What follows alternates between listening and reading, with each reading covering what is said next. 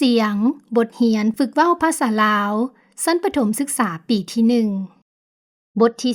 22เว้าเกี่ยวกับอากาศ ข้อ 2 บทเรื่องเกี่ยวกับอากาศ บทเรื่องเดี๋ยวนี้อากาศเป็นแนวใด นางฟ้าใสและนางโอคำย่างไปโรงเรียนนำกัน พวกเขาเว้าเกี่ยวกับอากาศ ยามฝน ฟ้าใสเจ้ามักอากาศแนวใด ค่อยมักตอนฟ้ามืดและฝนตกแรง เจ้าเดมักบ่ค่อยบ่มักอากาศแบบนี้ ฝนตกแรงหลายและฟ้ามืด ยามแล้ง ฟ้าใสเจ้ามักอากาศแนวใด ค่อยมักตอนดินแห้งและแดดออก เจ้าเดมักบ่ค่อยบ่มักอากาศแบบนี้ ดินแห้งและมีขี้ฝุ่นหลาย ยามหนาว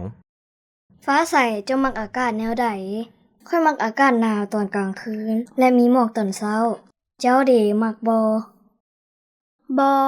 ค่อยบ่มักอากาศแบบนี้ กลางคืนหนาวหลาย และตอนเช้ามีหมอก ยามร้อน มื้อพักเรียน โอคำและฟ้าใสพ้อกัน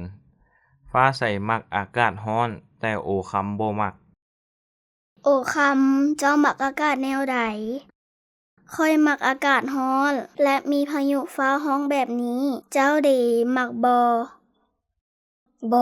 ค่อยบ่มักอากาศแบบนี้ มันร้อนโพด พายุแรงและฟ้าร้องเสียงดัง มันเป็นตาย้านหลาย